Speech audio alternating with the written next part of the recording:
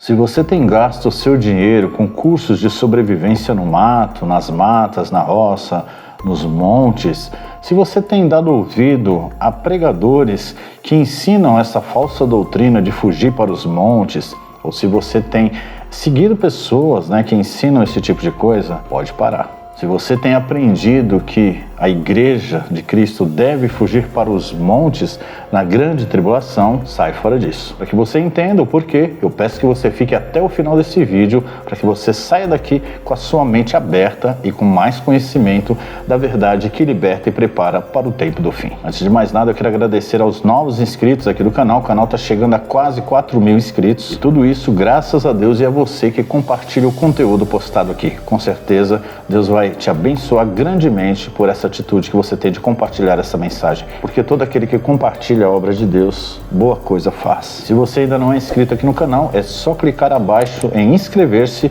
e ao lado ativar o sininho de notificações na opção todas, e assim você não vai ficar por fora de todo o conteúdo postado aqui no canal. Ajude a compartilhar este vídeo, ajude o canal a crescer para que a verdade seja exposta aos quatro ventos e o nome de Deus venha a ser glorificado. Que Deus abençoe a sua vida e agora bora pro vídeo.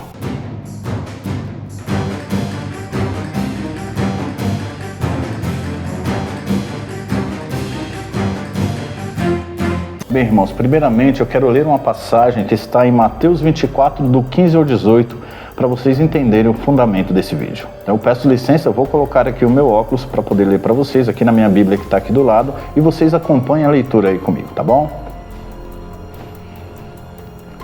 Portanto, quando virdes que a abominação da desolação de que falou o profeta Daniel está no lugar santo, quem lhe entenda. Então os que estiverem na Judéia fujam para os montes. Quem estiver sobre o telhado, não desça a tirar alguma coisa da sua casa. Quem estiver no campo, não volte atrás a buscar as suas roupas.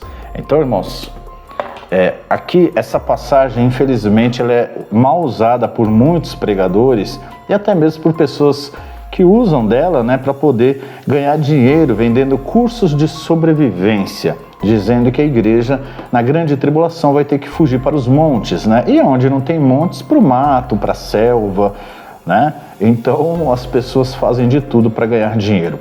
Então eu trouxe essa passagem aqui para vocês para poder explicar direito para vocês o que realmente Cristo quer dizer com isso. E que não vai haver necessidade nenhuma de fugir para os montes. Bem, primeiramente aqui quando Cristo diz, no versículo 15, portanto, quando virdes que a abominação da desolação de que falou o profeta Daniel está no lugar santo, quem lhe entende, então os que estiverem na Judéia fujam para os montes. O que Cristo quer dizer com isso? Quando o anticristo tomar Jerusalém, quando Jerusalém for sitiada, ou seja, a abominação da desolação, que é o anticristo, o homem do pecado, o filho da perdição, ele vai estar no lugar santo. O que é o lugar santo? É Jerusalém, Israel, a cidade santa, a terra santa. Então ele vai tomar Jerusalém, ele vai tomar Israel e vai sitiar ela. Então aqueles que estiverem na Judéia, Israel, Jerusalém, qualquer lugar de Israel, muitos fugirão para os montes, porque lá é cercado de montes, Então é um lugar de refúgio, fisicamente falando. Porém, o Senhor, ele aplica esta parábola em dois contextos, tanto no espiritual quanto no físico.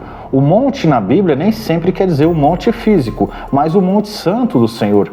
Quando ele fala fugir para os montes, ali no caso da Judéia, de Israel, sim, pode ser de maneira física, mas depois ele estende essa mesma profecia a toda a terra. Vamos continuar lendo para que vocês entendam. Quem estiver sobre o telhado, não desça a tirar alguma coisa de sua casa. O que isso quer dizer, irmãos? Quem estiver no telhado, não desça para tirar alguma coisa, ou seja, fique aonde você estiver. Se estiver no telhado, não desça. Se estiverem no campo, não volte para casa para buscar alguma coisa. E isso vai se estendendo por todo o contexto, irmãos. Quem estiver no campo, não volte atrás a buscar as suas roupas, ou seja, continue lá. Aonde você estiver na grande tribulação, quando Israel for tomada e for decretada a perseguição ao povo de Deus, aonde tiver nós devemos ficar. E aqui no verso 21 o Senhor fala, pois haverá então grande aflição como nunca houve desde o princípio do mundo até agora, nem haverá jamais. E se aqueles dias não fossem abreviados, nenhuma carne se salvaria. Mas por causa dos escolhidos serão abreviados aqueles dias. Então se alguém vos disser, olhai, o Cristo está aqui ou ali, não acrediteis, pois aparecerão falsos cristos e falsos profetas e farão tão grandes sinais e prodígios que, se possível for, enganariam até os escolhidos. Prestai atenção, eu vos aviso antecipadamente. Portanto, se vos disserem, olhai, ele está no deserto, não saiais, ou olhai, ele está no interior da casa, não acrediteis. Pois assim como o relâmpago sai do oriente e se mostra no ocidente, assim será também a vinda do Filho do Homem. Vejam, irmãos, que aqui já saiu só ali da Judéia. Aqui Jesus ele já está abrangendo toda a terra. Então, irmãos, Cristo naquela época ele estava ali pregando em Jerusalém, pregando para os judeus. Então muitas vezes a pregação de Cristo se volta para os judeus, muitas vezes se volta para toda a terra. E como o anticristo vai invadir Jerusalém, vai ser o primeiro lugar a ser afetado por ele, então Cristo falou que aqueles que estiverem na Judéia fujam para os montes. Quando chegar a hora, irmãos, quando realmente a abominação da desolação estiver no lugar santo. Acontece, irmãos, que tem cristãos em todo o mundo pegando essa passagem e achando que tem monte em todo lugar, que dá para fugir para o monte de qualquer lugar que tiver. Já estão fazendo isso antes mesmo da abominação da desolação aparecer. E aí vem a questão, existe montes no mundo para todos os cristãos fugirem? Existem matas selvagens próximas de todos os lugares que os cristãos quererem ficar? Será que todos os cristãos estariam preparados para ir para os montes ou para enfrentar a mata selvagem? Essa é uma questão. E a segunda questão é, o Deus que nós servimos não tem poder para livrar o seu povo dentro da grande tribulação? É preciso fugir para ser livrado das mãos do inimigo da grande tribulação? Outra coisa, irmãos, muitas pessoas querendo usar essa passagem para salvar as suas carnes. Portanto, Cristo veio para salvar almas e não carne, porque carne e sangue não é do reino dos céus. Veja que Cristo disse que aquele que procurar salvar a sua vida perdê-la-á, mas aquele que perder a sua vida por amor a mim achá-la-á. Isso significa que muitos que vão fugir procurando salvar suas carnes não serão salvos, e muitos que perderem suas vidas crendo no Senhor, esperando nele, se salvarão, porque em breves dias o Senhor vem logo após a grande tribulação e ressuscita aqueles que morrerem em Cristo. Nem todos morrerão, alguns serão provados e cairão pela espada, cairão pela perseguição do adversário, até mesmo para fortalecer mais ainda a igreja. Porém, muitos chegarão vivos no final da grande tribulação. Mas para se salvar, não necessariamente você precisa fugir ou sair de onde você estiver. É claro, irmãos, para quem tem condições, se você tem dinheiro, tem posses, quer viver uma vida afastada, quer viver uma vida mais tranquila, se é que hoje se pode achar tranquilidade na roça, no interior, tudo bem, não tem problema. Isso não vai interferir na sua salvação desde que você esteja firme no Senhor, desde que você esteja fazendo a vontade de Deus. Isso não tem a ver com salvação. Ir para os montes, ir para o mato ou ficar nas grandes cidades, nos grandes centros, isso não interfere na salvação. O que interfere na salvação é crer no Senhor Jesus, é fazer a obra de Deus, é servir ao Senhor. Porém, acreditar que deve-se ir para os montes, acreditar nisso como um mandamento ou como meio de salvação, isso é tolice, irmãos. Porque isso, o máximo que a pessoa vai conseguir é ficar algum tempinho longe da perseguição. Até porque o mundo está totalmente envolvido com tecnologia diabólica, com tecnologia satânica. Hoje em dia, a Starlink, internet do Elon Musk, ela cobre todo o planeta, até mesmo no continente gelado, na Antártida. Então, aonde as pessoas estiverem, elas estarão sendo monitoradas através de drones, através da inteligência artificial. Não tem como escapar do que está vindo por aí, irmãos. A única forma de escapar é fugir para o monte do Senhor, é fugir para os braços do Senhor. É oração, é jejum, é crer e confiar sem duvidar que o Senhor vai guardar o seu povo dentro da grande tribulação, assim como guardou os hebreus na terra do Egito, mesmo diante a tantas tragédias. Eu quero ler uma passagem aqui que eu acho muito importante. Essa passagem é o capítulo de Salmo 121. É um salmo pequeno, mas resume tudo isso que eu estou falando aqui para vocês. Então eu peço que vocês leiam comigo, tá bom? Eleva os olhos para os montes. De onde me virá o socorro? O meu socorro vem do Senhor, que fez o céu e a terra.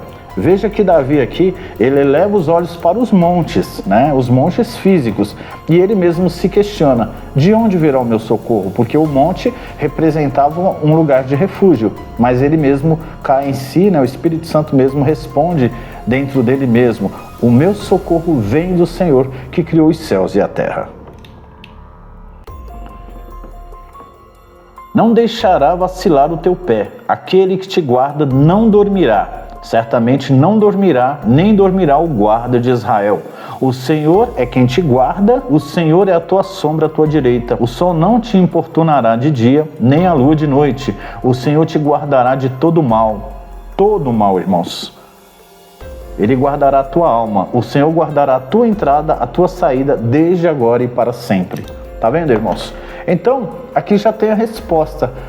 O nosso socorro, ele vem do Senhor. Não tem como se salvar, irmãos, se não for através do Senhor.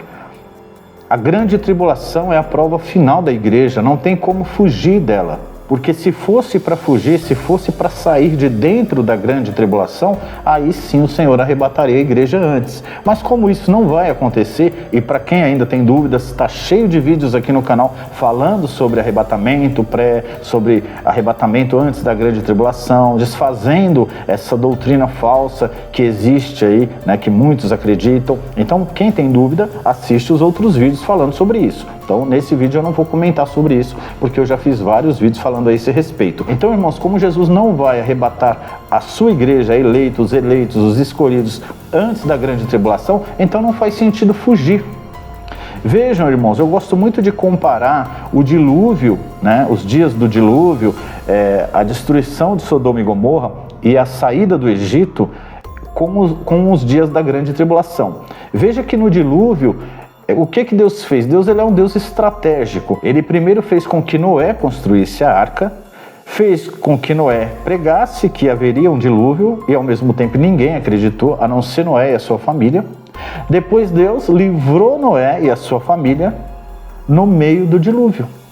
Ou seja, primeiro levou os ímpios, depois levou Noé salvo e seguro dentro da arca. Na terra do Egito, o povo clamou a Deus, o povo de Deus que estava sendo escravizados por Faraó no Egito, clamou a Deus por 430 anos. Até que um dia Deus resolveu ouvir o clamor do seu povo e usou Moisés, que tinha fugido do Egito porque matou um egípcio, né? Que estava batendo lá em um hebreu, e ali ele fugiu. Então toda a glória que ele tinha no Egito, ele perdeu quando ele cometeu esse crime. E ele fugiu para o deserto, e lá ele encontrou com o Deus dos hebreus, que era o Deus dele também. E ali Deus revelou a ele a verdadeira identidade dele. E de um fugitivo, ele voltou como um líder e herói do povo. Ele voltou com mão forte, com braço forte de Deus sobre a terra do Egito. E ele devastou a terra do Egito pelo poder de Deus. É interessante a gente observar, irmãos, que enquanto Moisés destruía a terra do Egito, praticamente desolou a terra do Egito, ninguém encostou um dedo nele, irmãos. Faraó não moveu um dedo neles. Por quê? Porque a palavra diz que era o próprio Criador, o próprio Deus, era quem endurecia e amolecia o coração de Faraó. Tudo que Moisés fez no Egito foi exatamente aquilo que Deus queria. Então Deus não permitiu que nada acontecesse com Moisés, nem com o povo hebreu, nem com os israelitas.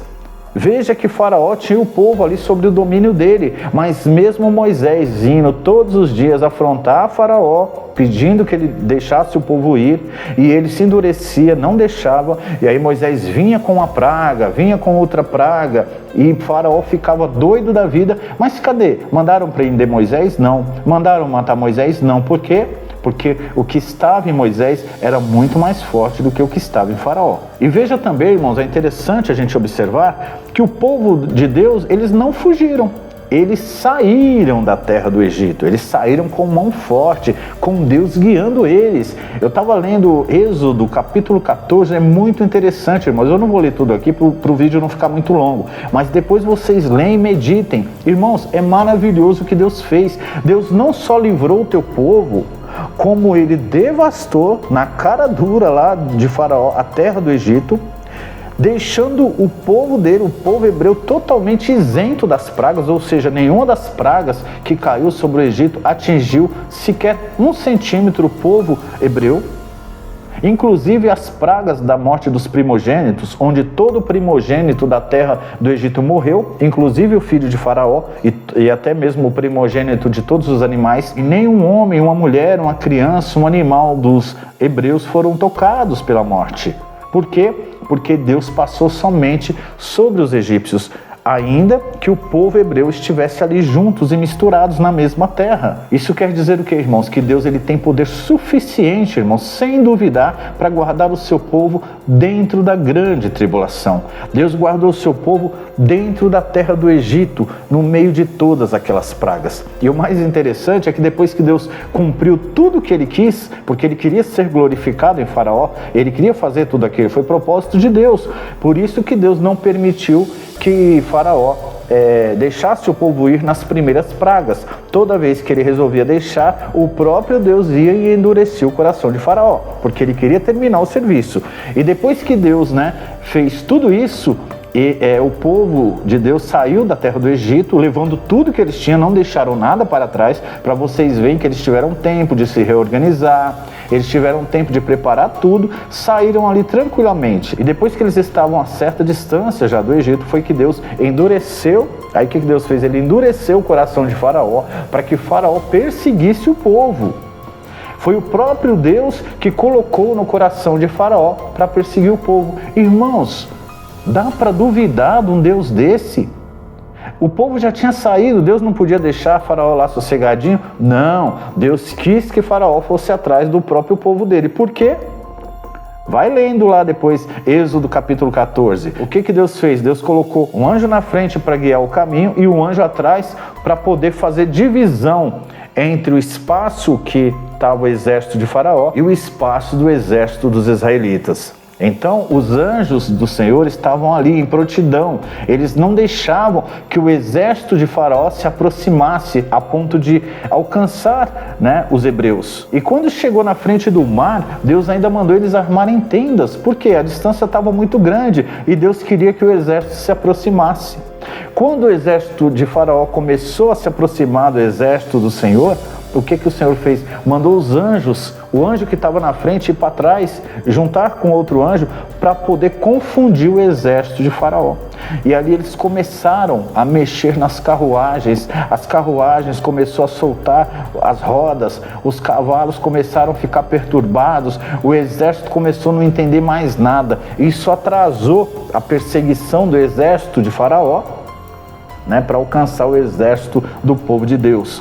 E quando chegou na frente do Mar Vermelho, onde Faraó pensou que não tinha mais saída, era exatamente aí, irmãos, quando você pensa que não tem mais saída, que as portas se fecharam, que está tudo acabado, é onde Deus faz o que você nem imagina. Aquilo que não subiu à tua mente, nem entrou no seu coração, é aquilo que Deus preparou para aqueles que Ele ama. Então, quando o povo de Deus achou que não tinha mais saída e Faraó já estava se garbando de estar alcançando o povo de Deus, os hebreus, o que Deus fez? Agora está do jeito que eu quero.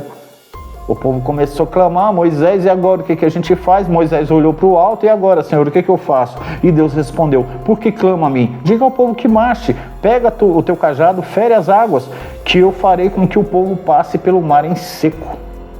Tá vendo, irmãos? Esse é o poder do nosso Deus, irmãos. É o poder que hoje quase ninguém crê, que hoje quase ninguém acredita, que hoje muitos estão pensando que é história em quadrinhos, que é a história da carochinha, irmãos. E aí o que a palavra continua dizendo, irmãos? Que o exército do povo de Deus, o exército dos israelitas, passaram em terra seca, no fundo do mar, enquanto o mar se abriu e formou um paredão do lado esquerdo e uma parede do lado direito. E olha como que Deus fez a isca. Fez com que o exército passasse em seco, e também permitiu que o exército de Faraó entrasse nesse mesmo caminho que Israel estava atravessando. Mas quando Israel terminou de atravessar, foi exatamente o momento em que o povo do Faraó, o exército dele, estava ali ainda no meio. Ainda não tinha completado a travessia, e foi aonde o Senhor mandou as águas voltarem. E ali Deus honrou o seu povo, Deus deu a vitória ao seu povo na frente deles, Deus matou os inimigos de Israel na frente deles, Deus mostrou uma grande obra, irmãos. É assim que Deus faz. todos fizeram a vontade do Senhor. O inimigo acabou fazendo a vontade do Senhor. E assim não será diferente, irmãos, na grande tribulação. Não importa onde você esteja, se no campo, se na cidade, se na roça, se no monte, não importa, irmãos. Se você estiver firme com o Senhor vai te guardar e vai te livrar. Porém, se fugir para o mato, para os montes ou para a roça e não estiver com o Senhor, as mãos do Senhor também vai alcançar. Porque não há nada nessa terra e fora dela que o Senhor não possa alcançar. Então, irmãos, fugir para os montes é uma passagem mais espiritual do que física, porque é impossível no mundo como hoje todos irem para montes ou para os matos, até porque todo lugar que você vai, irmãos, hoje em dia a tecnologia já alcança, sem contar que todos os exércitos estarão a serviço do anticristo nesses dias, e não terá fronteira, não terá mata virgem que o exército, as autoridades não possam entrar. Aliás, eles conhecem mais esses lugares do que o povo. Basta a gente dar uma olhada para a Amazônia. Sem contar os perigos da selva e os próprios indígenas, que jamais permitiriam, o povo invadir os seus locais de moradia, ou seja, ia sair da cidade fugindo de uma prova e ia chegar lá no meio do mato e encontrar provas maiores ainda. Então, irmãos, isso tudo é besteira. Se você tiver condições de ir para um canto afastado e tem essa vontade, porque quer morar num lugar mais tranquilo, é uma coisa, irmãos. É diferente. Agora, pensar que fugir para o mato ou para os montes é uma doutrina, é um mandamento, tem a ver com salvação, isso é totalmente fora de cogitação, não tem nada a ver, porque Deus ele vai guardar o seu povo aonde quer que eles estejam. A palavra diz que quando o Senhor vier em nuvens de glórias, ele enviará os seus anjos com rijo clamor de trombeta, e eles juntarão os seus escolhidos de uma a outra extremidade nos céus, nos 4 cantos da terra. Ou seja, aonde estiver um eleito, uma eleita do Senhor, os anjos recolherão, os anjos juntarão junto com aqueles que foram ressuscitados e subirão a encontrar o Senhor nos ares. Então, irmãos, isso não se refere a um local específico, a um monte, a uma mata, a um lugar. Isso se refere a todo o planeta. Por outro lado, se fugir para os montes pudesse salvar toda a igreja, o que seria daqueles pequeninos, daqueles que não têm condições, dos simples, daqueles que têm a salvação garantida, mas não têm condições de se retirar? Como ficariam milhares de almas deixadas para trás? Como ficariam milhares de almas que não têm condições financeiras nem estrutura para se afastarem dos seus lugares de habitação, da onde eles habitam, das suas cidades, das suas casas? Porventura, seria Deus injusto em salvar um pouco e deixar outro pouco para trás? Deus deixou alguém para trás? Deus deixou um sequer na terra do Egito, do seu povo? Não, ele levou a todos, mas não fugidos. Saíram com mão forte sobre a estratégia de Deus, porque foi Deus quem os guiou. Então, irmãos, não se preocupe com isso, apenas ore, creia no Senhor, confia no Senhor com todo o teu coração, com todo o teu entendimento, com todas as tuas forças. Continue aprendendo da verdade, continue aprendendo a verdade que muitos não pregam, que os templos religiosos não pregam, que o sistema religioso não quer que você saiba, e com certeza a verdade vai te preparar e te libertar para passar por tudo isso, dando glória a Deus e ao final cantar o hino da vitória. Então, irmãos, você não precisa sair de onde você está, a não ser que você queira, mas não porque isso vai te salvar ou deixar de te salvar. Isso é uma opção de cada pessoa, não é um mandamento nem um ensinamento bíblico. Não tem nada na Bíblia, a não ser essa passagem que eu já expliquei aqui, não tem nada na Bíblia que oriente a igreja a ir para o monte, a ir para o mato. O que Cristo e os apóstolos ensinaram foi perseverar até o fim. Aquele que perseverar até o fim será salvo. Então, irmãos, fiquemos em paz, fiquemos na graça do nosso Senhor,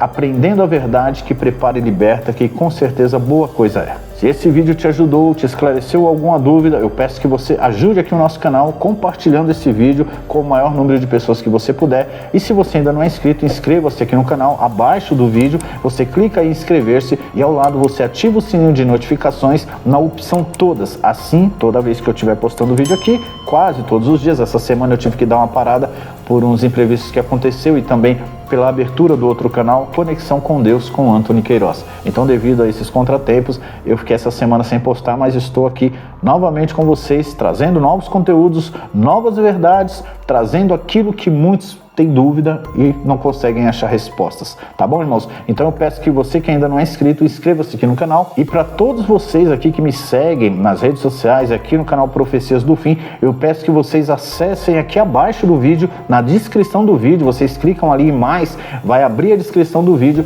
e tem o link do meu novo canal e também o link do canal da minha esposa, Vencendo pela Fé com Gi Queiroz, uma cara serva de Deus, e com certeza vocês vão gostar muito dos vídeos que ela posta lá. É uma cara serva de Deus, também tem um dom muito lindo, e eu peço a vocês que dê essa força para ela também. Que Deus abençoe a sua vida, a sua família, e até amanhã com o próximo vídeo.